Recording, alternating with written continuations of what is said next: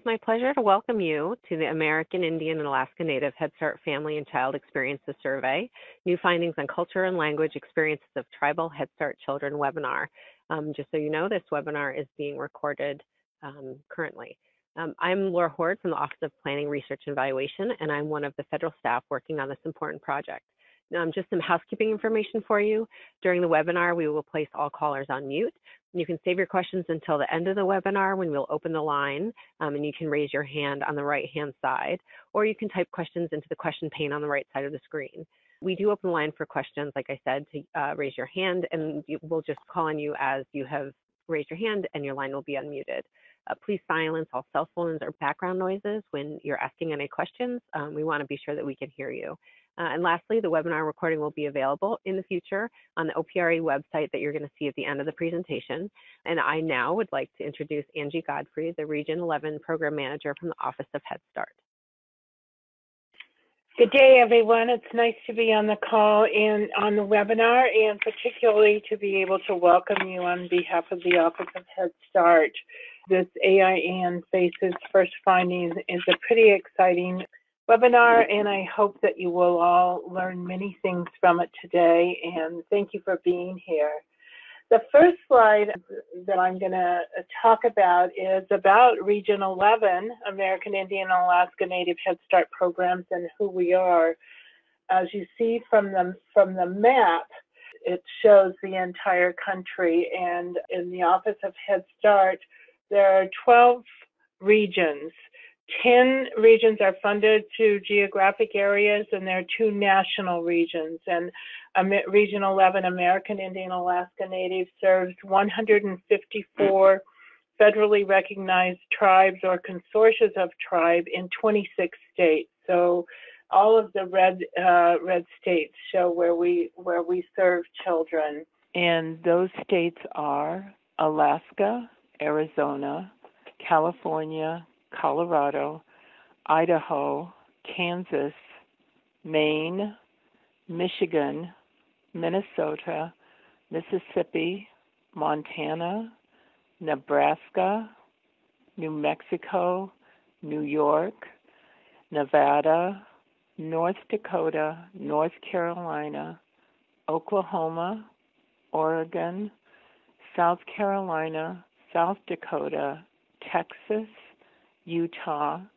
Washington, Wisconsin, Wyoming. And if you look on the first pie chart on the left side of the page, it shows the Region 11 Head Start children. We serve 85% of the children we serve in those 26 states are American Indian and Alaska Native children, and 15% are non-AIAN children. And if you look on the other side of the page you will see on the other pie chart the number of American Indian and Alaska Native children served across the country. In regions 1 through 10, the geographic regions, 51% of the children AIAN children served are served through those 10 regions. And then Region 11 serves 49% of the American Indian Alaska Native children in Head Start and Early Head Start programs. And on the next slide, I will just introduce the presenters who are going to be on the webinar today. First is Dr. Michelle Sarche from University of Colorado Anschutz Medical Campus from the Tribal Early Childhood Research Center. And then Drs. Lisa Malone and Sarah Bernstein from the Mathematica Policy Research. And then Ms. Mavany Verdugo, who's the Head Start Director, retired from the Rincon Band of Luiseno Indians. So welcome and enjoy the webinar, and I'll turn it over to the presenters. Welcome, everybody. As Angie shared, my name is Michelle Sarche, and I'm at the University of Colorado and the Tribal Early Childhood Research Center. On behalf of all of the presenters today, it's our pleasure to be here with you this afternoon to share another chapter, so to speak, of the American Indian and Alaska Native Head Start Family and Child Experiences Survey story. Our story has been unfolding for a long time, as I think you'll hear in our presentation today, so we're happy to have a chance to share a bit of it with you today.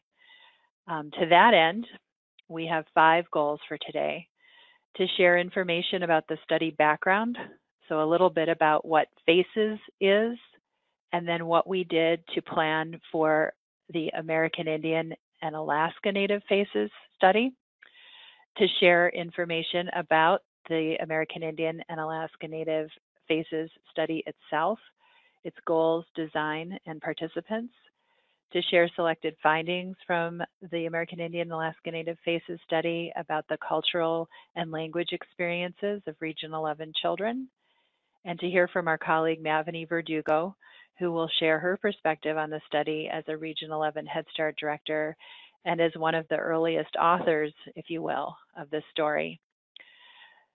And then to talk a bit about what's ahead for AIAN FACES, and to hear from all of you with any questions that you may have.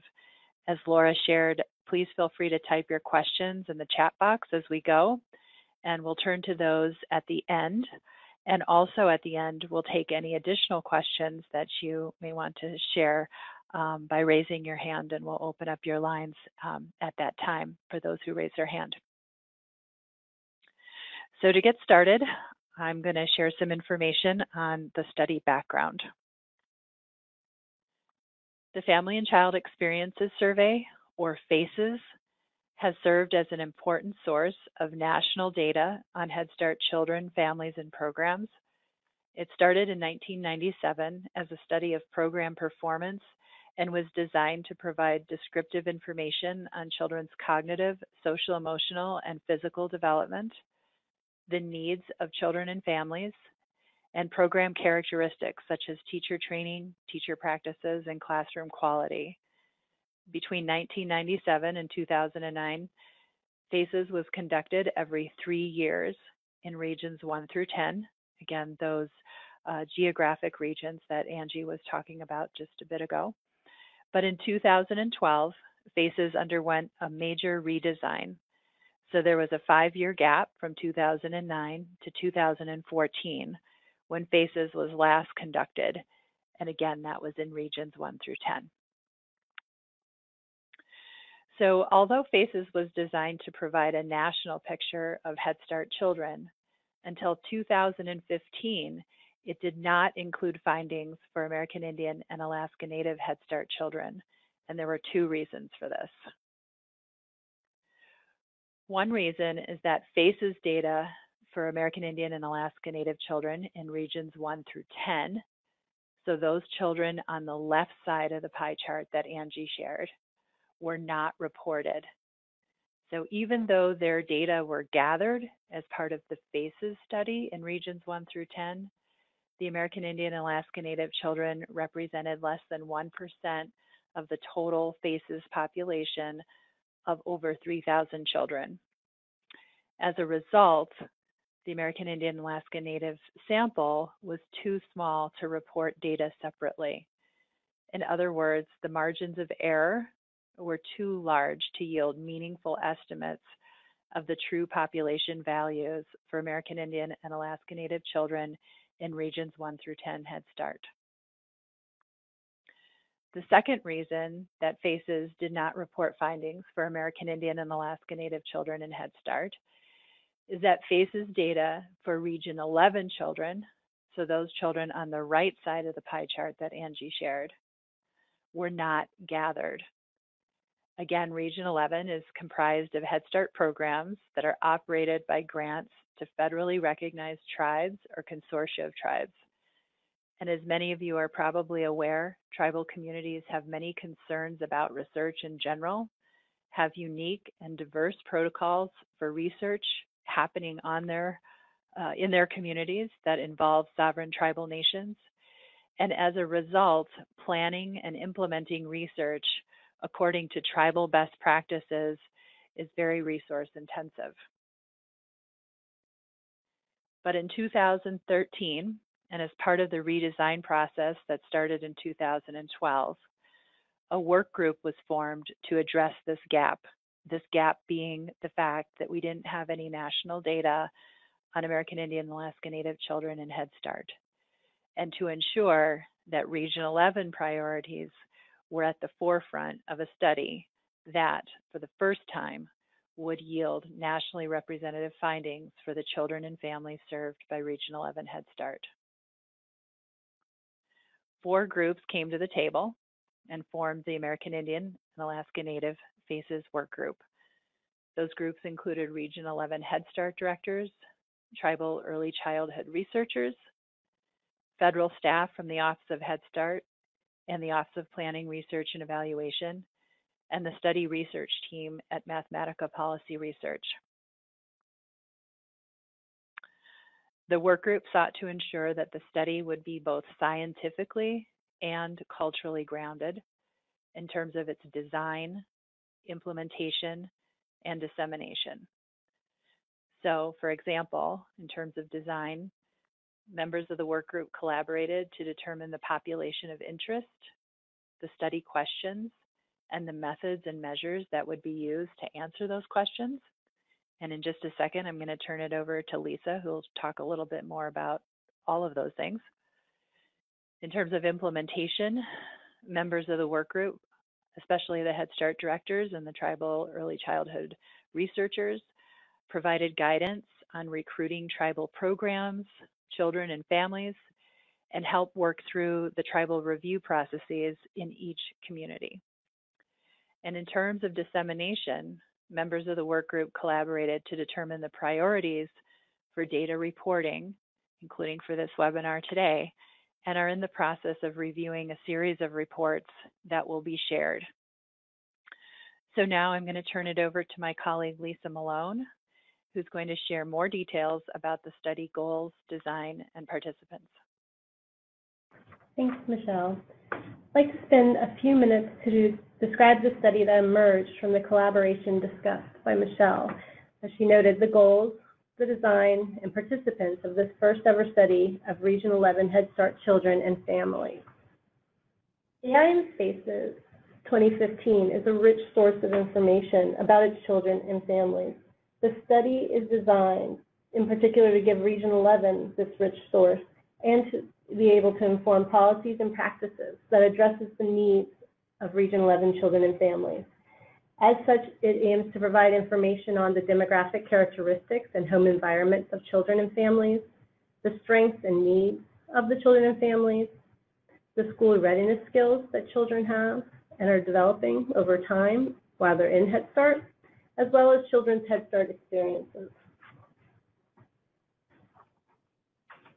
For AIM FACES 2015, as Michelle noted, it was determined with the work group what the population of interest was to understand. Earlier you saw 2 pie charts, but for this study, it was determined to have a focus on Region 11 and all children in Region 11. So here we focus on that pie chart, all children in Region 11, the 85% who are American Indian and Alaska Native, as well as the 15% that are not American Indian and Alaska Native, but served in those Region 11 programs. And the 3 major goals in providing that rich source of information for Region 11 really were for the study to understand the cultural, tribal, and linguistic experiences of Native children and families, describe the strengths and needs of all children in Region 11, and as such, provide an accurate picture of all children and families served by Region 11. In doing so, AIM FACES 2015 was designed to be representative of Region 11 as a whole. It is not a study of any one program or any one tribal community, but as we'll note later, these data can support individual programs by having the information now as this first picture of Region 11 and the children and families they serve. 21 randomly selected Region 11 Head Start programs participated, with the protocols for tribal review followed in each community. Not all programs or tribes agreed to participate given a variety of reasons, including the time it would take and the protocols that they needed as compared to the study related to the way of collecting data and the way data would be shared. But once tribes approved, we had very high participation rates, as shown on this slide. Within the 21 programs, there were 36 centers, 73 classrooms, and just over 1,000 children and parents with over 90% of parents giving permission for their child to participate. The data were collected from each of these groups: the children, the parents, the teachers, the program and center directors, as well as the classrooms through classroom observations. Data were gathered over the course of one program year, the 2015-2016 year. In the fall and the spring, we gathered information on children's development in terms of their cognitive skills in language, literacy, and mathematics, and executive functioning as part of a direct child assessment, as well as a physical development where we measure their height and weight. We also collected information from teachers who reported on each individual child in AIM FACES about their socio-emotional skills. Parents completed surveys in both the fall and the spring to provide information about the family, themselves, the home life, and the community experiences they had. In the spring, we added additional information by asking program and center directors and teachers to complete surveys about themselves, as well as about classroom and program practices. We also observed the classrooms and asked the teacher questions to understand more intently the classroom experiences and observed quality. Now I'm going to turn it over to Sarah Bernstein, who will provide us some selected findings for today. Thank you, Lisa. So today I'm going to present some selected findings, mostly from spring 2016. These findings are from parent, teacher, and center and program director surveys, as well as classroom observations, and they address two research questions. The first is about what kinds of language experiences and cultural connections AIAN children have in their homes and communities. And the second research question is about the kinds of cultural connections and language experiences children have in their Head Start programs and classrooms. So both of our research questions are about children's cultural and native language experiences in and out of Head Start. This is important for several reasons. The first is that culture and language are important underpinnings of children's development. Second, there's a movement to revitalize tribal language use in light of the historical trauma experienced by tribal communities.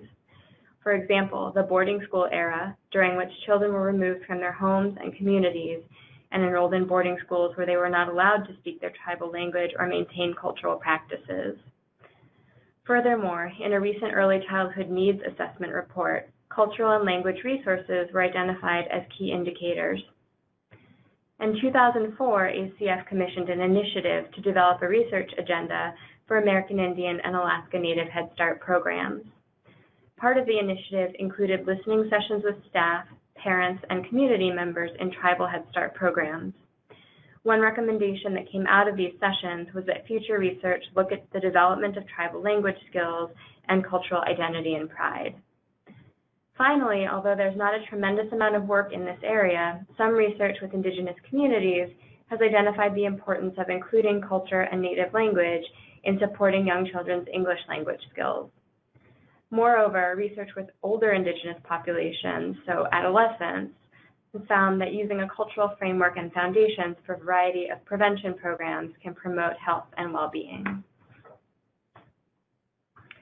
Before I move on to our findings, I want to note that while most children served by Region 11 Head Start programs are AIAN, some are not.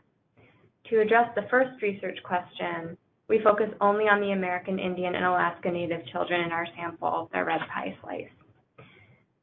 To address the second research question, we'll focus on all children in Region 11 Head Start programs. So first, we look at cultural and language, tribal language experiences that children have at home and in their community using data from parent surveys. As we'll see, the selected findings indicate that tribal language and culture are very important to American Indian and Alaska Native families served by Region 11 Head Start programs, but practices vary. Parents were asked to indicate if languages other than English are spoken in the home by anyone. We see that a tribal language is spoken in nearly half of homes of AIAN children, but most children's primary language is English. As you can see from the chart on the left, 51% of AIAN children live in homes where English is the only language spoken. 47% live in homes where a tribal language is spoken, and 9% live in homes where another non-English, non-tribal language is spoken. On the right side, we see that in terms of the primary home language, defined as the language primarily spoken to the child at home, most children, or 94%, live in households where English is the primary language spoken to them. 6% live in homes where a tribal language is the primary language spoken to them.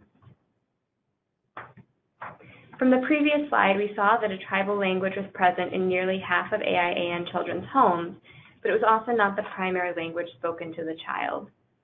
Here we see that across all households, parents believe it is important that their child learn the tribal language. Over 90% of parents of AIAN children indicate that it is somewhat or very important that their child learn the tribal language. 43% of children's parents in English-only households indicate it is very important that their child learn the tribal language, and 84% of children's parents in households where a tribal language is spoken feel that it's very important. Given the importance that parents attach to learning the tribal language, we were interested in the ways parents supported tribal language use. Parents reported on how often they used the tribal language in different ways or encouraged their child to learn the language in the past month. Most commonly, parents report that they often or very often encouraged their child to learn a tribal language, 56%, made sure their child heard the tribal language spoken by others, 44%, and use the tribal language in everyday life with the child, at 30% of children's parents.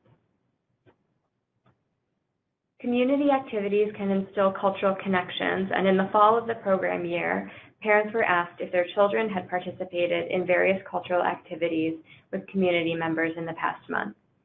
These activities included listening to elders tell stories, participating in traditional ways such as hunting, dancing, singing, or drumming, working on traditional arts and crafts, participating in traditional ceremonies, and playing American Indian or Alaska Native games. 80% of AIAN children participated in at least one such activity in the past month.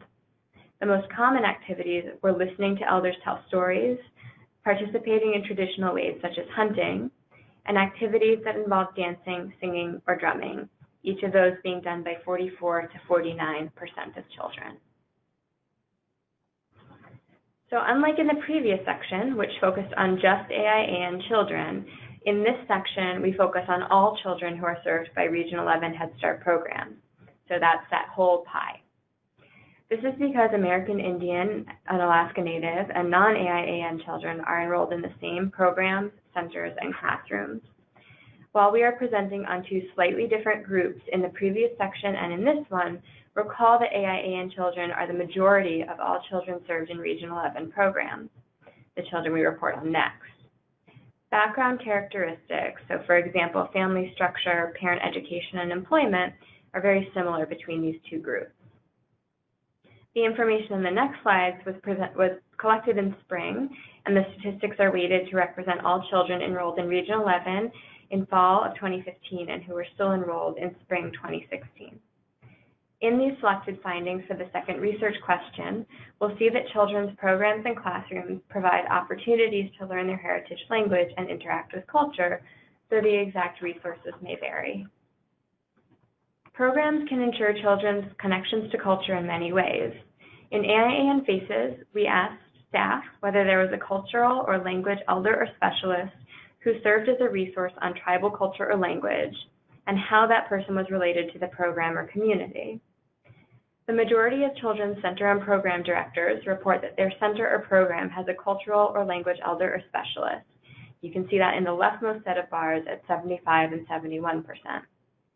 46% of children's teachers report that their classroom has a cultural or language elder or specialist that works in the classroom with children. In the bars on the right side of the black line, we see that these elders or specialists are most often a member of the tribal community. So 47% of children's program directors report that in programs as a cultural elder or language specialist, this person is a Head Start staff member. Regardless of whether there was a cultural or language elder or specialist, we wanted to understand children's exposure to culture and tribal language within the classroom. 23% of children are in classrooms that use a cultural curriculum, and 56% were in classrooms that receive tribal language lessons. 93% of children's teachers report speaking any tribal language at home or in the classroom. In the previous slide, we see tribal language lessons occur in over half of children's classrooms. We also asked what languages are used for instruction and when reading to children, with teachers able to report more than one language. English was the most common language used for classroom instruction and when reading to children. We also asked teachers in what languages printed materials such as children's books are available. English is also the most common language for printed material. However, 65% of children's classrooms also have instruction in a tribal language. Nearly 1/4 of children are in classrooms where children were read to in a tribal language, and over 1/3 of children are in classrooms with printed material in a tribal language.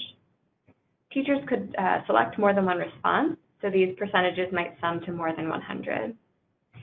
Thinking back to the earlier slide on home language, and now tying that to what we know about classroom instruction, for 86% of children, their home language is used for classroom instruction. For AIA and FACES, we developed an observation tool to capture aspects of the cultural and language environment in the classroom. Observers were asked to note the presence of cultural objects according to several categories listed at the bottom of this slide. This is preliminary analysis of the data, and future analysis will need to be done to decide its most appropriate use. The intent of this component of the observation was to get an overall sense of the kinds of objects children might have in their classroom, but not necessarily to report on the presence or absence of each type. While we would not expect objects in every category to be present in a single classroom, we see that 86% of children's classrooms had at least one cultural object. On average, children have cultural objects from 3 categories in their classrooms. The most common types of objects are cultural displays such as posters at 62%, native music and instruments at 60%, and tribal language labels, for example, labels on classroom materials or displays at 51%. So based on AIA and FACES, what does the data tell us? So culture and language are important to AIA and families served by Region 11 Head Start programs, but we see that practices differ at home and in the community. For example, learning a tribal language is a value among parents, but a tribal language is not spoken in as many homes as feel is important or very important. We also see that practices differ within children's Head Start programs. So for example, while over 70% of children are in programs where directors report having a cultural language elder or specialist, only 56% of children receive tribal language lessons, although 93% of children's teachers speak a tribal language. So while families feel learning a tribal language is important, and many programs and centers indicate they have cultural resources available, these cultural connections might be less formal in classrooms. In terms of implications, these should strengthen our appreciation and understanding of the cultural resources that are available to support the development of children in tribal communities. This can also further inform policy and practice initiatives to support linguistic diversity in Head Start. Understanding children's cultural context can help programs like Head Start to further support continuing the cultural and linguistic heritage that can be a value and strength of communities. Taking a step back and thinking about all of the data collected by AIA and FACES 2015 and how it can be used by various stakeholders. So AIA and FACES 2015 provides federal, tribal, and program stakeholders with data to inform their program and policy decisions. We've shared today's selected findings for Region 11 that for Region 11 as a whole can argue for resources to address identified needs, and can also argue for changes to policy and practice to better meet those needs. In terms of individual programs in Region 11, individual programs might use these findings about Region 11 Head Start more broadly to think about how their program could be similar or different to Region 11 overall. Individual programs might also use the data on Region 11 as a whole with their individual tribal data to support the need for additional resources and services. Today's webinar is part of a broader set of presentations and sharing of this data, starting in the summer of 2016 at ACS National Research Conference and being presented in a number of venues through today's presentation, through today's webinar. And so I will actually turn it over to Mavini now, who's been involved with this study from the get-go, from the beginning, to share some reflections. Thank you. Hi, everyone. Yes, I was recalling the history of frustration with research in regards to AIAN children in the various programs. And I can remember hearing really lively discussions from early FACES data collections when I would be at UCLA with the J&J Head Start Management Institute. And I asked why they weren't reporting anything on AIAN programs or children. And I was told in a large audience that our numbers were just too small to be included in this research. And I just felt really disregarded because they were really moving on this data. I could see that it was of value to these directors, and I really wanted to see that for us. So we started working on this with the National Indian Head Start Directors Association as we were rallying for the reauthorization of the Head Start Act, which for the first time had become a political football. So we knew that we needed to get language into the law that would open up research for our programs. So we went to our tribal leadership and we got them, the support from them to make that one of our priorities. And we were thrilled to get that language into the law. And then from that came the Tribal Research Center, or our research steering committee. And we just started going from there, and it started coming together. So we really don't want to waste all of this effort. What we heard from communities is, why are you gathering this research? They were really getting sick of research just for research's sake. And so often times people had come in and gotten the information, and they really never gained from it or saw a positive result for their tribal community from it. So it can be different for us now because this is very specific to AIAN Head Start programs and the children. And so I remember when we were talking so much about planning and about using data and going to trainings to learn how to take all of our separate pieces of data that we collect in our programs, in addition to our PIR reports and various pieces. This is a very important piece that can be used for budget justifications and as part of our program plans. What makes me sad is we know that what sets us apart from the other regional programs is the culture and language element, but it's being lost rapidly where we don't prioritize it.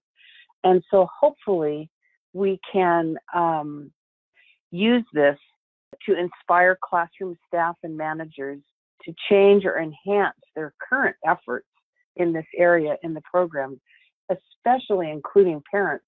I find that parents were the best providers of enhancing that in our programs.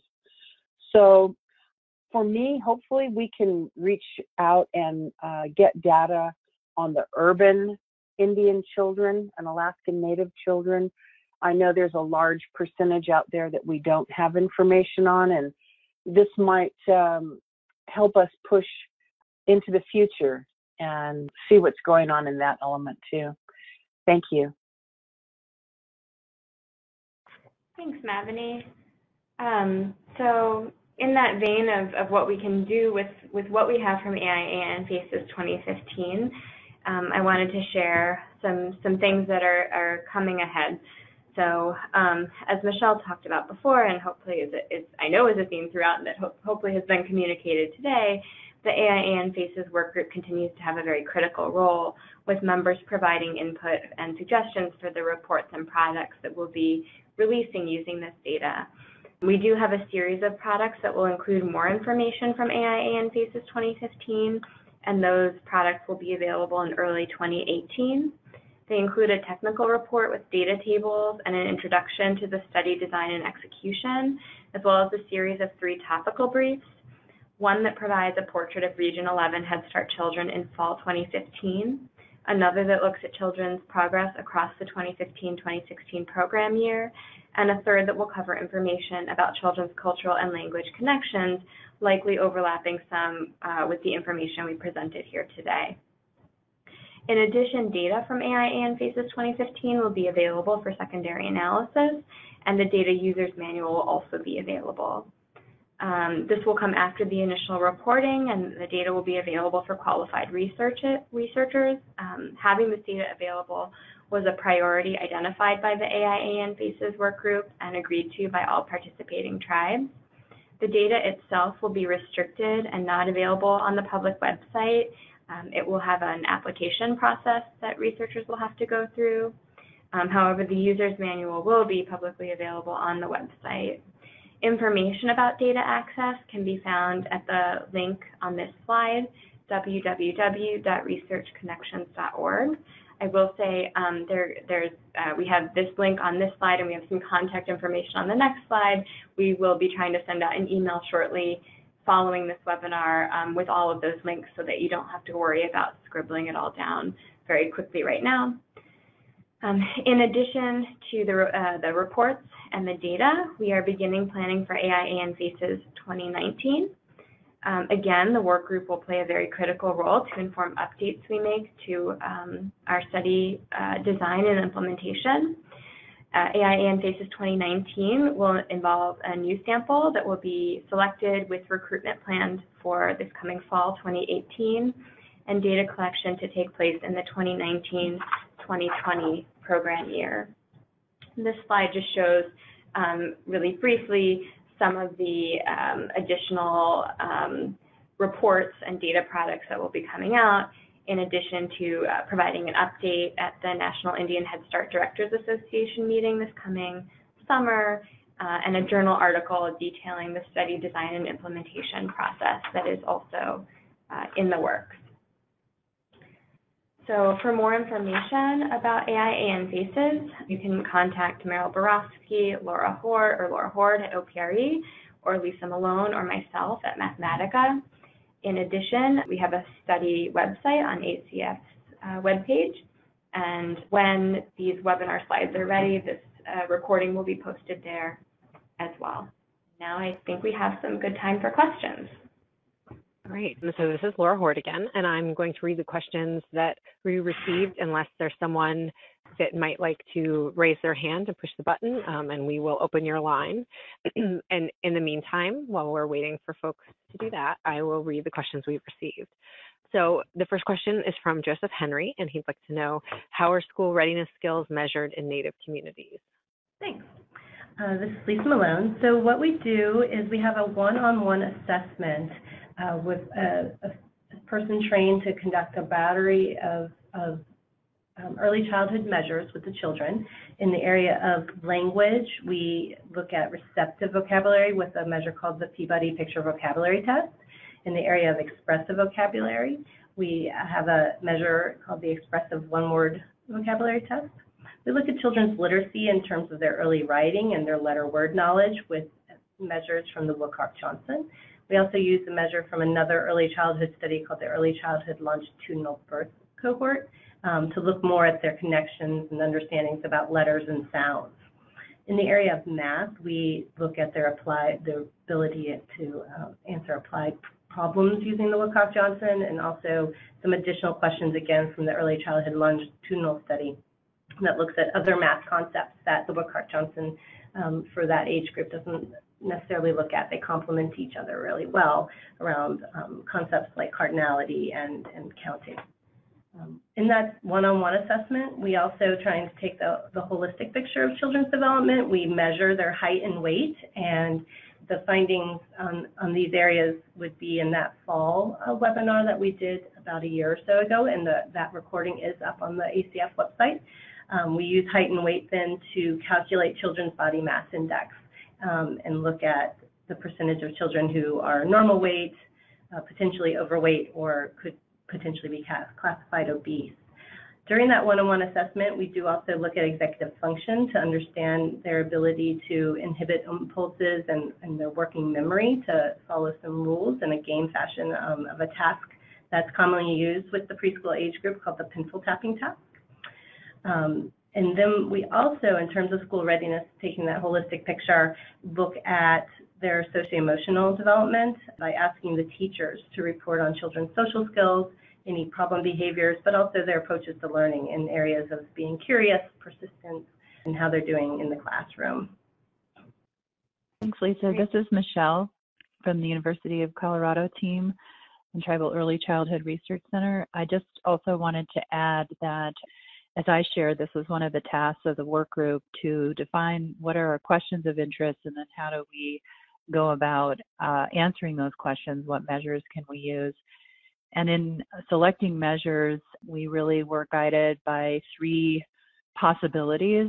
Those possibilities were to align ourselves being the American Indian and Alaska Native Head Start FACES study, with FACES in regions 1 through 10, the FACES that had been happening from 97 until 2009, now 2014. So we had the opportunity to align with the measures that were being used in FACES, and that would preserve our ability to to do direct comparisons, sort of more of an apples to apples type comparison to FACES if the work group decided that was an analysis or reporting priority. We also would have the ability to merge the data of AIAN children in regions 1 through 10 with the data of AIAN children in region 11 to approximate a picture of AIAN children in Head Start as a whole. So that there were a lot of compelling reasons that the work group decided to align, and the measures that Elisa shared really all aligned or matched what was used in FACES. But the work group also had a lot of concerns that I'm guessing others on the call share about how measures that were developed for use in other populations or not specifically designed for use with tribal populations, how those might hold up with tribal children and families. And so having these data will allow us to explore how those measures are looking for tribal populations. And also we had the opportunity to add and adapt as well to address some of those concerns. And one of the things that we did was, at a minimum, we wanted to make sure that the people doing those direct assessments, those one-on-one assessments with an adult interacting with a child, that those adults who were data collectors going into those tribal programs had a sense of what it means to be culturally sensitive to the different ways that tribal children may interact with an adult compared to children in other settings. And so we had the opportunity to partner with some tribal Head Start programs for those assessors to meet one-on-one with tribal children.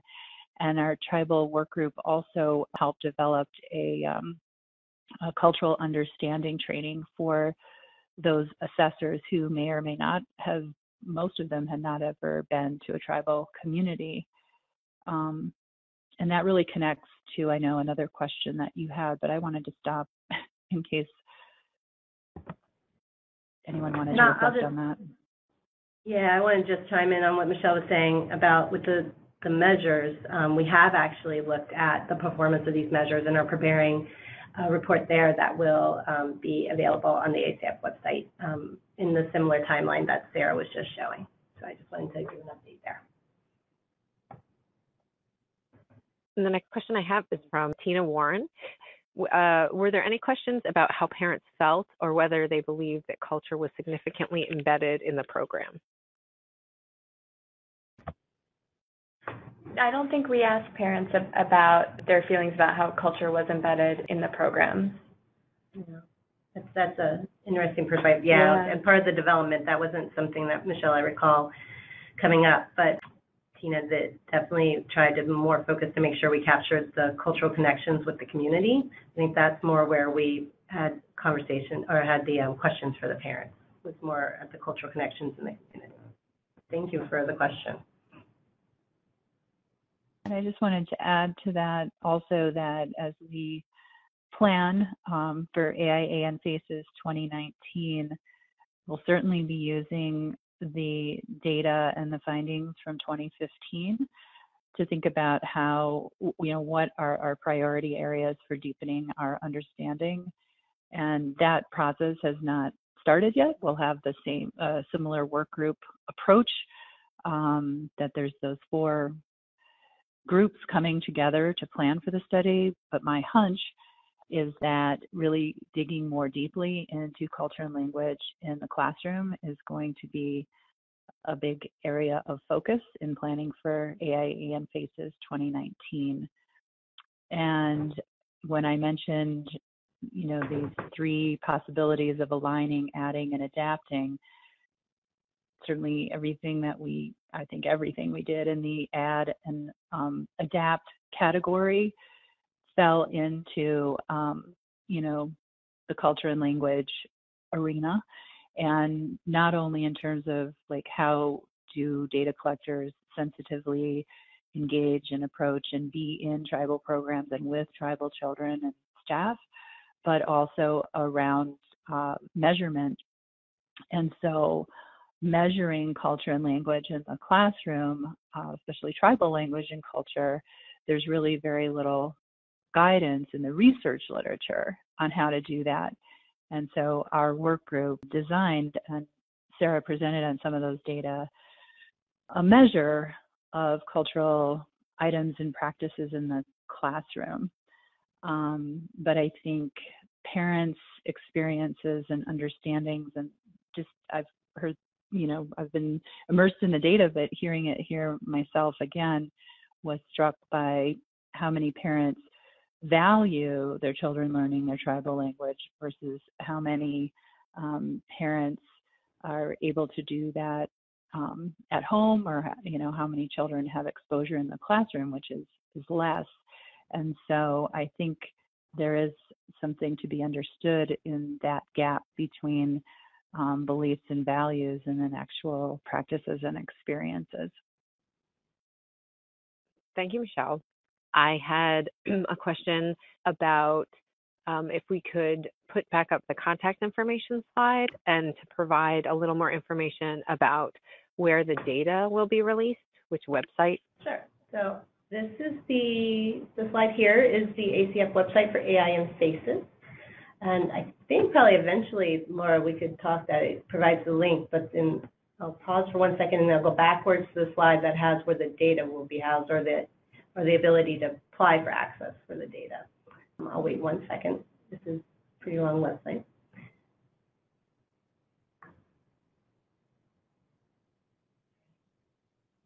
Here in the middle of the slide, you'll see an underlined, about right in the middle. It's www.researchconnections.org. That is where information in the actual application for the data will be located.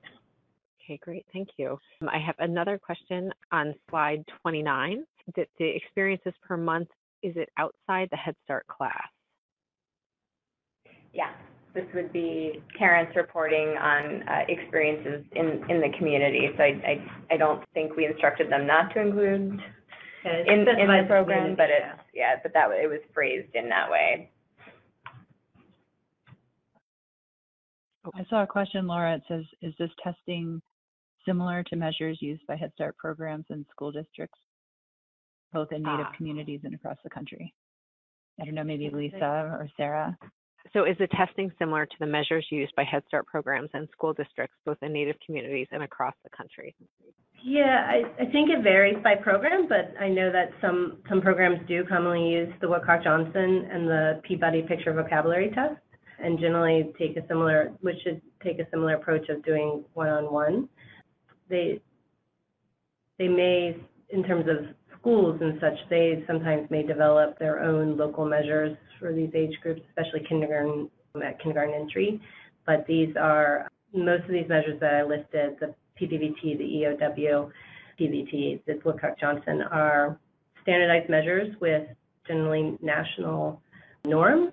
So they are commonly used by other locations, and I know a few of them may have been used by some of the programs.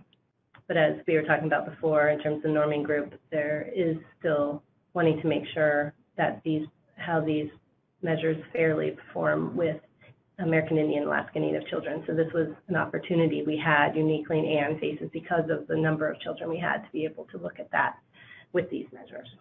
Laura, this is Michelle. Sure. I think there was another part of Joseph's question that I may have missed, and he asked, were the classroom observations conducted by Native observers? And so I just wanted to speak to that real briefly. So our work group really identified as a priority to have Native classroom observers, again, for reasons I'm sure many of you can imagine, that knowing what, emotional support, for example, might look like in a tribal classroom, there may be different ways that adult teachers interact with children or vice versa that, don't fit the typical, way of interacting in other non-Native classrooms. And so our work group was very concerned that the observers would indeed see the ways that, just as an example, emotional support manifests in tribal classrooms and not through cultural misunderstanding, not see that. And so we really came up against some challenges in finding Native observers or even observers who may have been non-Native, who had a lot of experience in tribal classrooms. And I think that identified a larger issue of having classroom observers who are Native and or have substantial experience in tribal classrooms, that we weren't able to address that ourselves in this study. But what we did do is work very hard to ensure that those observers had gone through that cultural understanding training that was developed by our work group, as well as, and again, we partnered with a tribal Head Start program who very generously and graciously allowed us to hang out with them for a week, observing their classrooms, talking to their teachers, hearing from their tribal leaders, and to be able to conduct those what they call reliability assessments in those tribal Head Start classrooms. And Sarah was very, very involved in that training and that effort, but we really took that charge very seriously and did our best to make sure that those observers had a good lens, I guess you'd say, when they approached those tribal classrooms. We also were able to obtain some classroom video clips from some of our work group members that they gave us permission to use for the purposes of the training, which was really nice because obviously we were in one place for the observation training, so we were observing the context of one community, one tribe. This gave the classroom observers a chance to have some examples of other classrooms from other places in the country as well. Thank you. We also had a request if we could go back to the contact slide. I know folks need to copy down, and it's a lot. Well, I'm just wondering if this one slide can be shared with all of the participants today. Yes. I think we could follow up in an email and get this out to all of you who are on the call today. Yes. Was there anything else, Laura? I think Joseph had a further comment. He said it's difficult for a non-Native to accurately assess a Native classroom. Yes, thank you. He says that he has 25 years in Native Head Start programs and additionally 10 years prior to that researching Natives. And I would not feel comfortable to accurately fully assess the range of children's actions, reactions, expressions, and status. And I think that's fair. And I think it's really hard to, prepare people to have a lens that will allow them to see all of the nuances and subtleties and the different ways that people have of interacting in different cultural and contextual settings. And I guess as researchers, and I think as our tribal Head Start partners, that we always, keep that in mind, that no one assessment, no one tool, everything can always be, there's a caveat. And I think we're really mindful also of the limitations of our work. And again, as a researcher, I know that's, really drilled into our training, that we always are cognizant of the limitations of our work, because no study, no data point is ever the full truth. And so I think that's why we're really conscientious and endeavor to do our best in telling the story, if you will, based on these data, both in these presentations, but I think also there's a picture on the screen right now. Well, that's of our flyer, but the briefs that will be coming out, we really hope to be able to flesh out the story more, and that's that dissemination piece, the design, implementation, and dissemination guidance that the work group has given to the study. And on the dissemination piece, that we're mindful of limitations such as what you mentioned here. Thank you, Michelle. I also have another question from Alexis Merkla. Did your study include any urban Indian sites? Yeah, as I say, Region 11, they have to be Region 11 grantees, so we didn't have the detailed information to look at urbanicity in particular. They would be anyone who has a Region 11. Yeah, this is Angie, and that's true. Region 11 funds federally recognized tribes, and there are many tribal programs like associations or urban Indian centers that have those work with Head Start, but we do not serve those. And you're right, the only tribes that were involved were those that are funded through Region 11. And, we have some consortia, but they're not really none of them are in large urban areas or even smaller urban areas. I can think of maybe one. But the process for selection, I don't know if you want to address that, but if someone on the phone, one of the panelists want to address that, it did involve reaching out to Region 11 programs. Right. So anyone in Region 11 who were providing direct services would have been eligible, and we did a random selection among those Region 11 grantees. So I think, based on who Region 11 funds, urban programs are just not likely. Is that right, Angie? Yeah, that's right. But it's really important population to understand.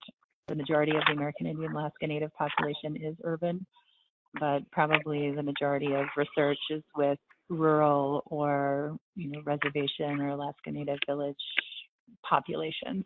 And, if I could just add shortly, I know there's been discussions around, first of all, it's wonderful to have the focus on Region 11 programs, and they were never included, as several people mentioned on the call, on the webinar earlier.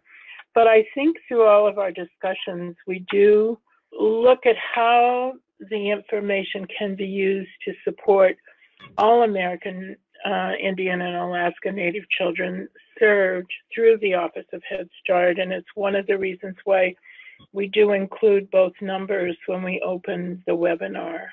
Thank you, Angie. So the question comes from Elizabeth Cushman.